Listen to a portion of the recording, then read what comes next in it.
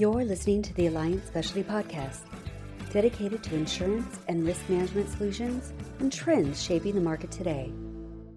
Welcome, everyone, to another edition of the Alliant Specialty Podcast. CJ Dietzman here, leader of the cyber consulting practice at Alliant Cyber. And folks, it is the best month of the year. It is Cybersecurity Awareness Month, and it's a super exciting time for the Alliant Cyber practice. And as we wrap up October 2025 and Cybersecurity Awareness Month and look ahead, fourth quarter and beyond, and into 2026, we wanted to make sure we talked about some super important and relevant topics related to state of the cyber insurance market, related to cybersecurity, best practices, and of course, evolving threats. Folks, I'm super excited today for a lot of reasons, but we've got two of our best pros on this podcast with me. As you know, Alliant Cyber bringing together the best of cyber insurance brokerage with cyber consulting and advisory. And I truly have the best of that on the podcast with me today. I've got my colleagues, Cara Murray from the cyber brokerage team, a seasoned vet around cyber insurance, the market, mitigating key risks, and advising our clients from a cyber insurability standpoint. And also Ben Lorentzen, who's one of our senior consultants and a specialist in cybersecurity, in controls, as well as driving better cyber insurability outcomes for Alliant clients. Welcome, Cara, and welcome, Ben. Thanks, CJ. Thanks, CJ. Well, welcome, folks. Let's get right to it. Cara, first things first, let's start with the state of the cyber insurance market. What are you seeing out there? Are we dealing with a hard market? Is it softening? Is it stable? Cara, what do you think? In Q4 2025, which we've seen kind of progressing over the entirety of 2025, we continue to look at what is a relatively stable market. That stability is somewhat illusory in that it comprises of the fact that we are continuing to see increased claims on a cyber basis. And so really we've seen the stability in the market as a mitigation of the claims impact by the competitiveness and increased capacity in the market. And so there's a balance between the availability of more carriers in the market, which is enabling the carriers as a whole not to adjust their premiums upward and start hardening the market due to the claims. But that is something that we do expect to see starting in 2026 forward, which is that if the claims trends continue as is, we would expect to see some hardening in the market because there's that claims volume. Interesting, fascinating times. Thank you for sharing that. A follow-up question for you, Cara. I know you work with countless clients, Alliant Cyber clients across industry verticals. In addition to your awesome summary of the market that they're all facing, what are you seeing acutely with our clients, with your clients, Cara, that's really driving cyber incidents? What type of threats are really driving the incident, the attack, dare I say, the loss, and ultimately the claim? Go ahead, please.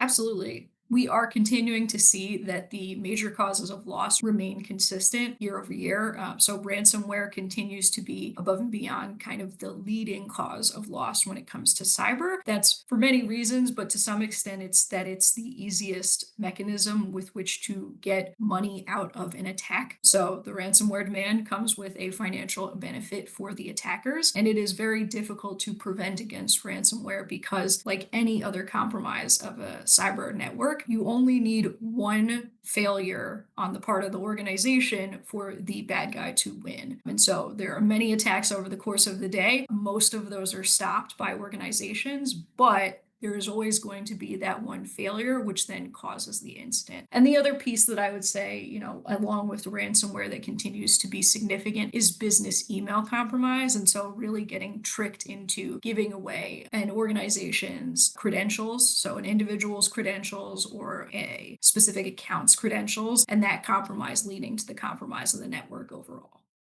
Cara, those are some sobering points. Weren't we talking about ransomware back in 2017, 2018, pretty heavy? And you just reiterated for us that it's still one of the top contenders for major threat impacting our clients today and driving loss and driving claims. Now, having said that, it can get overwhelming, perhaps, for many of our clients. Ben, help us out here. In your view, and in the context of what Cara just shared and the evolving threat of ransomware and breach and business email compromise and phishing and all these things, what do you think, Ben? How can our clients mitigate these threats? Thanks, CJ. With ransomware being number one, you got to think what's the root cause of ransomware? And that's really employees and employee clicks. So phishing is still the number one way that the bad guys get into your network, attributing to about 40% of all ransomware cases come from the phish click. So that's pretty sobering. Like the human aspect of cybersecurity and everybody's role, that's the predominant way in and the predominant factor that starts a ransomware event. So the big thing here is employee engagement and training. Most folks have phishing campaigns, but what we've seen from our clients is that there's not necessarily a lot of engagement from it, and not a lot of, hey, I'm going to be really looking out for this. It's just kind of, a humdrum thing like, oh, I clicked it or I didn't. And maybe there's some punitive like repercussions from clicking on an email like, oh, go take that training again. Okay, so people just kind of go through, maybe take a short training course, but it's just not really getting folks engaged. But I've had a lot of clients that have really had great employee engagement. And the thing they're really looking for there is, are you reporting phishing emails, right? So they're trying to get them to be more proactive about reporting on those emails. And they roll all of cybersecurity training, not just phishing, maybe into a rewards program. So if there's quarterly phishing emails, every one of those you report properly, you can get entered into a drawing or something. Hey, you've done your annual cybersecurity required training, but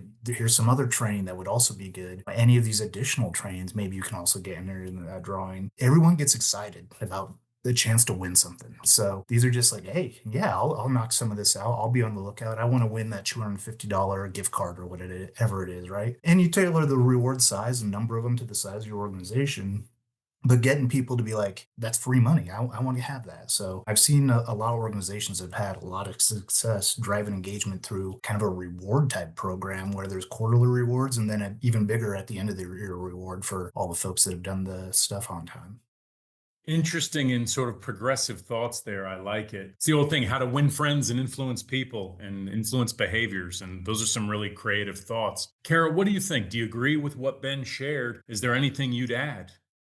Yeah, I absolutely agree. I think that Ben makes a great point on that employee engagement. And one of the elements, too, is just having that engagement means that cybersecurity is not just a one time or an incidental item on an employee's checklist, but just becomes part of the corporate culture. And anytime you can make that cultural change, that's really what's going to benefit the overall security of the organization. And then you get to see the cross pollination of, hey, everyone is engaged at the time when we're doing these trainings, and you see that engagement bleed into, if you do then have an event, employees are much more attuned to bringing that event up through the correct reporting chains and making sure that that communication is active and engaged during an event response, as well as just during the training. So you're getting both the benefit of everyone being more secure on the front end because you've done the training, but then also when you do have an incident, there's a lot more comfort internally with making those communications and being able to respond effectively.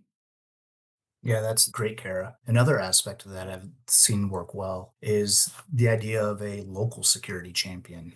Someone in every department or every group, they maybe go to more training and have a monthly call with a cybersecurity group so they're like more in tune with the process and what happens. And they're just kind of that local SME. That way everybody knows who to reach out to, right? So like, man, I need to send this encrypted. I don't know how to do that here. Well, we've got our local security SME. They know how to do that as just kind of a ancillary duty, right? They do that and they kind of can provide some of those details for folks. And it's nice for them to have additional duties. It always looks good on performance reviews to be involved in more than just your job, right? So really kind of helping in other ways. So like this local security champion, not a security SME, but the local one that can really kind of guide you and point you to here's the help desk number we got to call. Here's the way to send encrypted emails, all of that, and just having that local resource that they're comfortable going to and can also disseminate information throughout the year as well. So if something new pops up, it can go to those security champions and they can talk in their weekly or monthly meeting to their group and just say, hey, this is the new stuff going on. Everyone take note.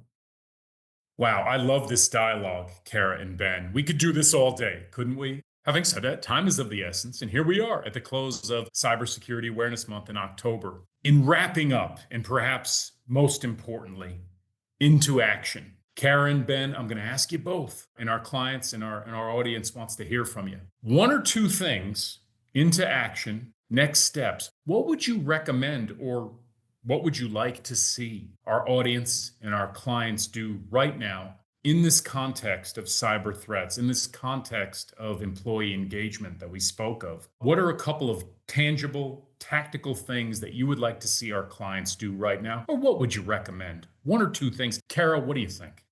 So, one of the things that we do see clients currently doing along with their employee training is executive level and IT level tabletop workshops where you walk through an incident together. And one of the things that could be very useful, especially as what we've talked about today, is figuring out ways to distill those tabletop exercises. So, essentially, the fire drill of an event down to the employee level so that there's a degree of training in that perspective. So, some of what we see in our regular training is kind of here's what could happen and what that might look like and what you're supposed to do about it, but giving more opportunity for that hands-on engagement with employees to handle the event themselves in a trial way. Oh, love it. Couldn't agree more. Cara, when you and I have the opportunity to do these tabletops together or together with Ben or other colleagues, our clients always get so much out of it and find some of those blind spots. Fantastic. Ben, at you now with the same question. What do you think? One or two things that you'd like to see clients do right now? I want to kind of piggyback off of what Cara was saying there. And I really want to talk about the culture of security, the culture of cybersecurity. Every organization needs to realize that cyber risk is business risk. So it should be important all the way to the top. And those tabletops is a great way to illuminate that problem for leaders in organizations. And leaders need to push that down then, drive that culture of cybersecurity, drive those reward programs, drive those security champions. Because with ransomware still being the biggest, phishing still being the biggest way in, whaling of CEOs down to just random phishing of Joe Schmo employees. Everybody needs to know, everybody has a part to play, and that risk at each employee is a business risk. Well said. Listen, Cara and Ben, you did not disappoint. Fantastic job. As I mentioned to our audience and all of our incredible clients out there, Alliant Cyber bringing the best of brokerage and consultative services around cyber risk and security. And I think our brief podcast here kind of manifested that. I hope you got as much out of this as I did. Thank you so much, Cara and Ben, but perhaps equally important, if not more important, thank you to our audience and our clients. Cybersecurity Awareness Month on the Alliance Specialty Podcast. Thank you, everybody, for attending once again. We'll see you on the next one. Alliant Cyber, the more rewarding way to manage risk. Looking forward to speaking to you all again soon. Have a great one.